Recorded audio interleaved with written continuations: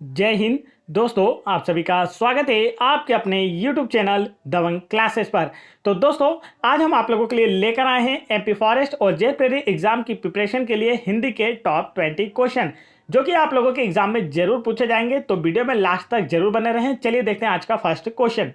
First question में आपसे पूछा गया है, जमीन आसमान एक करना मुहावरे का आशय क्या है। चार ऑप्शन आप लोगों को दिए गए हैं। पहला ऑप्शन दिया है बहुत हलचल मचाना, दूसरा ऑप्शन दिया है अत्यधिक प्रयास करना, तीसरा ऑप्शन दिया है दुनिया छान मारना और चौथा ऑप्शन दिया है उपयुक्त सभी। तो आपसे पूछा गया है जमीन आसमान एक करना मुहावरे का जो आशय है वह क्या है। तो इसका राइट आंसर होगा ऑप्शन नंबर 4, उपयुक्त सभी। जमीन आसमान एक करना मुहावरे का आशय उपयुक्त सभी होता है। जैसे आप लोगों से कहा जाता है यदि आप लोगों को सरकारी नौकरी चाहिए तो आप लोगों को जमीन आसमान एक करना होगा पढ़ाई के मामले में, अर्थात अत्यधिक प्रयास करना होगा और बहुत हलचल मचाना और दुनिया छान मारना। यह सभी क्या है, अपने अपने क्षेत्र में जमीन आसमान एक करना मुहावरे के बिल्कुल राइट आंसर है। तो आंसर होगा ऑप्शन नंबर 4, उपयुक्त सभी इस मुहावरे के आशय हैं।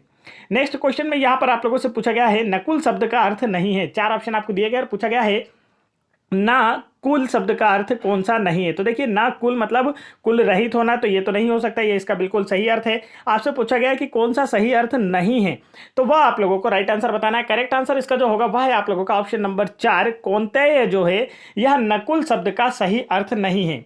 क्योंकि कौन्तेय किसे कहा जाता था, तो आपने कभी महाभारत देखी होगी तो उसमें आपने देखा होगा कि अर्जुन को कौन्तेय कहा जाता था क्योंकि वह माता कुंती का पुत्र था। तो नकुल का जो शब्द का अर्थ नहीं है वह दिए गए ऑप्शन में से फोर्थ इसका अर्थ नहीं होगा। आगे चलते हैं नेक्स्ट क्वेश्चन की ओर।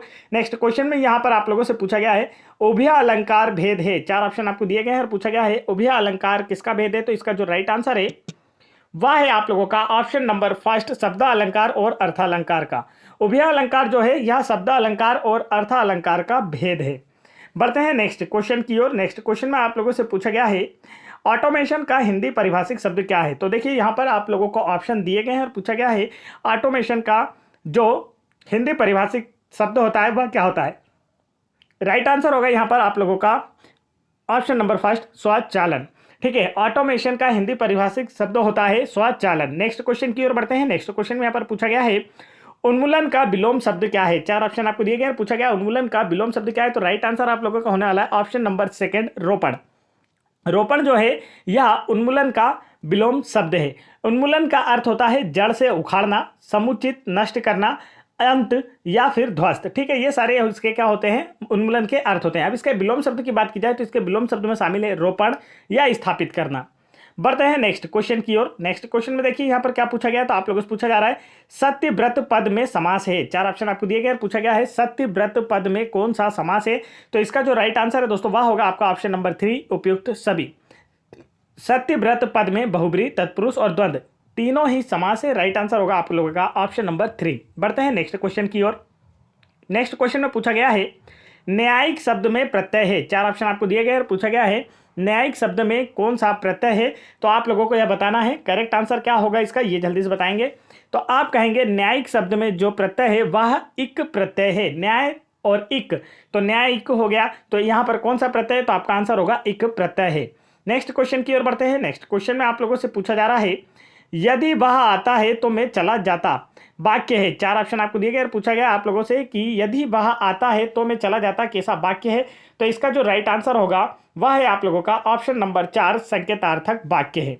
यदि वह आता तो मैं चला जाता यह संकेतार्थक वाक्य है। जिन वाक्यों में शर्त अर्थात संकेत का बोध होता है, यानी एक क्रिया का होना दूसरी क्रिया पर निर्भर होता है, उन्हें संकेतवाचक वाक्य कहते हैं।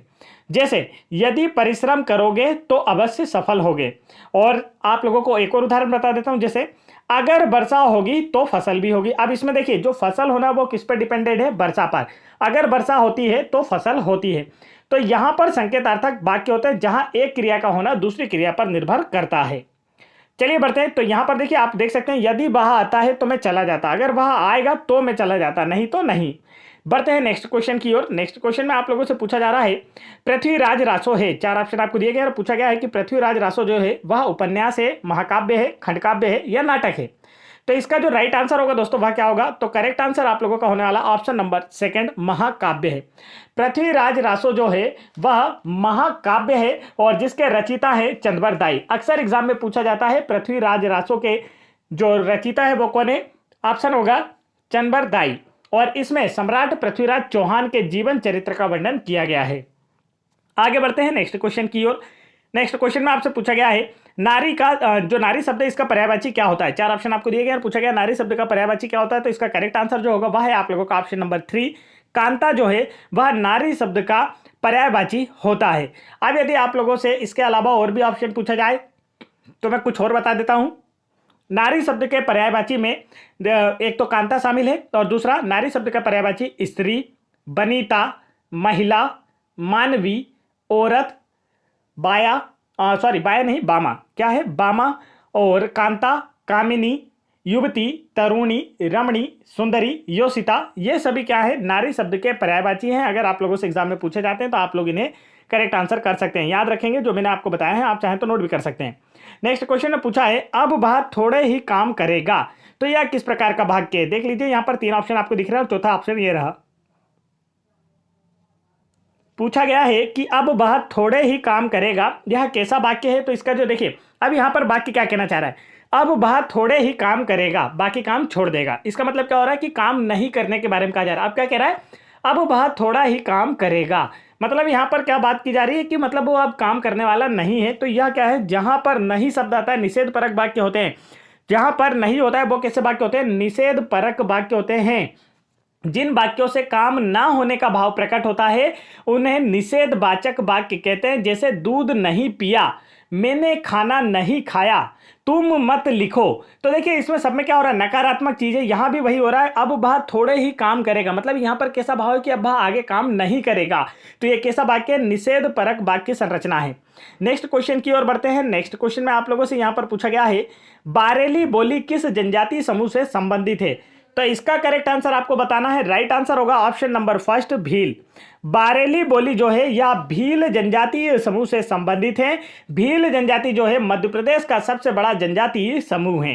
आगे बढ़ते हैं नेक्स्ट क्वेश्चन की ओर। नेक्स्ट क्वेश्चन की ओर बढ़ने से पहले दोस्तों मैं आपको बता दूं, यदि आप लोग अपनी एमपी फॉरेस्ट और जेल प्रहरी एग्जाम की प्रिपरेशन को, हिंदी की प्रिपरेशन को, मेन हिंदी की प्रिपरेशन को और बेस्ट करना चाहते हैं तो आप हाल ही में पटवारी एग्जाम में जो पटवारी एग्जाम 2023 में कंडक्ट कराई गई उसमें पूछे गए हिंदी के क्वेश्चन भी लगा सकते हैं, जिसकी सभी 70 शिफ्टों की पीडीएफ फाइल आप लोगों को दिखाई दे रही होगी, जो कि सब्जेक्ट वाइज बना दी गई। इसमें सिर्फ सभी 70 शिफ्टों के हिंदी के क्वेश्चन आप लोगों को दिए जा रहे हैं, जिससे आपकी प्रिपरेशन बेहतर हो पाएगी, क्योंकि यहाँ से क्वेश्चन काफी ज्यादा रिवाइज होने के चांस होंगे। तो आप लोग इस पीडीएफ को जरूर पढ़ें, और साथ ही अदर सब्जेक्ट भी मजबूत करना चाहते हैं तो आप हाल ही में कंडक्ट कराई गई एमपी पुलिस कांस्टेबल एग्जाम 2022, आबकारी एग्जाम 2023 और पटवारी एग्जाम 2023 के सभी पेपर जरूर लगा सकते हैं, जिनकी लिंक आपको वीडियो के डिस्क्रिप्शन में दी गई है, जहां से आप लोग आसानी से डाउनलोड कर सकते हैं सभी पीडीएफ। और सब्जेक्ट वाइज भी पीडीएफ डाउनलोड करना चाहते हैं तो आप आसानी से डाउनलोड कर सकते हैं, जिससे आपकी प्रिपरेशन बेहतर हो पाएगी। आप लोग वीडियो के डिस्क्रिप्शन में दी गई लिंक पर जाकर इन सभी पीडीएफ को डाउनलोड कर सकते हैं, नहीं तो जो नंबर मैं आप लोगों को स्क्रीन पर दिखा रहा हूँ यहाँ से भी व्हाट्सअप करके आप हमसे आसानी से सारी पीडीएफ प्राप्त कर सकते हैं, जिससे आपकी प्रिपरेशन बेहतर हो पाएगी और आने वाले एमपी फॉरेस्ट और जेल प्रहरी एग्जाम में आप लोगों का भी सिलेक्शन हो पाएगा। तो चलिए देखते हैं नेक्स्ट क्वेश्चन। नेक्स्ट क्वेश्चन में पूछा है बहादुर शब्द है, 4 ऑप्शन आपको दिए गए, पूछा गया बहादुर कैसा शब्द है, तत्सम, विदेशी, तद्भव या देशज। तो राइट आंसर जो होने वाला है वह है आप लोगों का ऑप्शन नंबर 2 विदेशी शब्द है। बहादुर जो है यह विदेशी शब्द है। हिंदी में अनेक शब्द ऐसे हैं जो है तो विदेशी मूल के, पर परस्पर संपर्क के कारण यहाँ प्रचलित हो गए हैं, अतः अन्य देश की भाषा से आए हुए शब्द जो हैं वह विदेशी शब्द कहलाते हैं। जैसे order, captain, cricket, camp, hospital, officer, ये शब्द क्या हैं, विदेशी शब्द कहलाते हैं।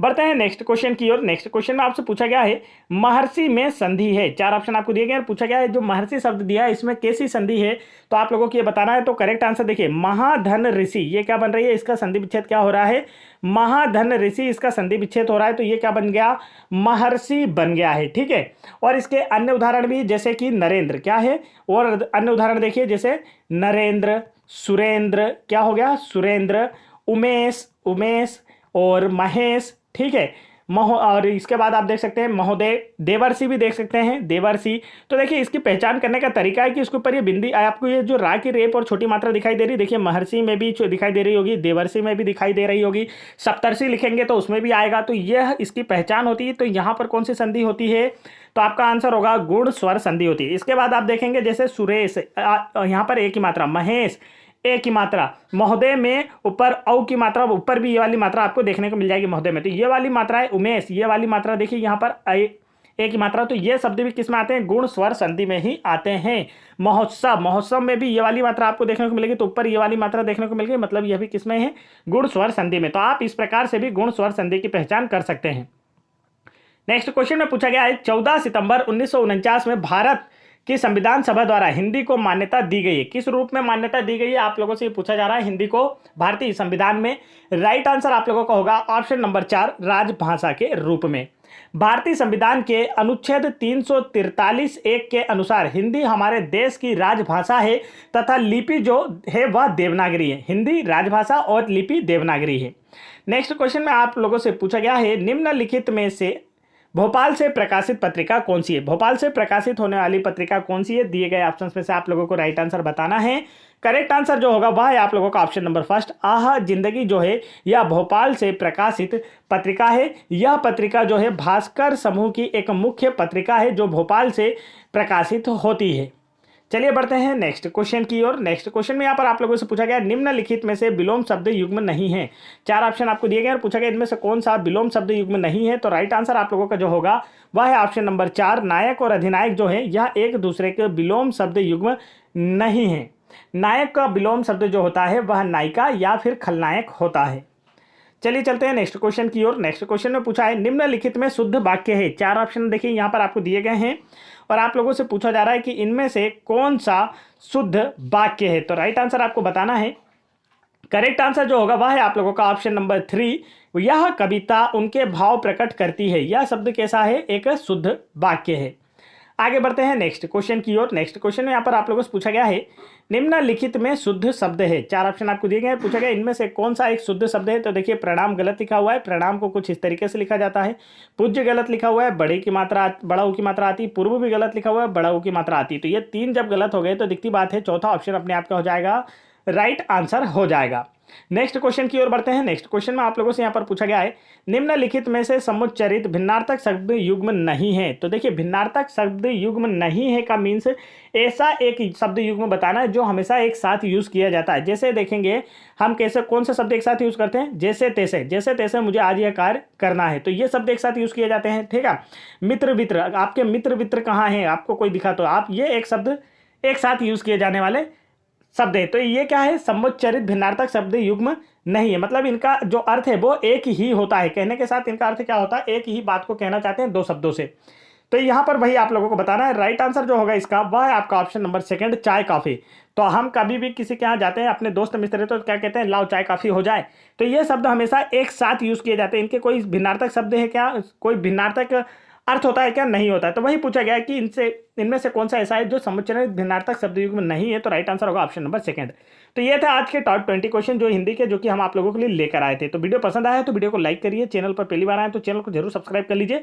एमपी फॉरेस्ट की जो चैनल की प्लेलिस्ट है आप लोग उसे जरूर चेक करें। वहां पर एमपी फॉरेस्ट से रिलेटेड सारे GK, GS, MP GK, current affair, MP current affair और हिंदी से रिलेटेड क्वेश्चन आपको देखने को मिल जाएंगे, जिससे आपकी प्रिपरेशन बेहतर हो पाएगी। साइंस के क्वेश्चन भी देखने को मिल जाएंगे और आने वाले एग्जाम में आप लोगों का भी सिलेक्शन हो पाएगा। यदि आपने अभी तक सारी पीडीएफ डाउनलोड नहीं की है तो आप वीडियो के डिस्क्रिप्शन में दी गई लिंक पर क्लिक करके डाउनलोड कर सकते हैं। नहीं तो यह नंबर जो आपकी स्क्रीन पर दिखाई दे रहा है, इस नंबर पर व्हाट्सअप कर भी हमसे सारी पीडीएफ आसानी से प्राप्त कर सकते हैं।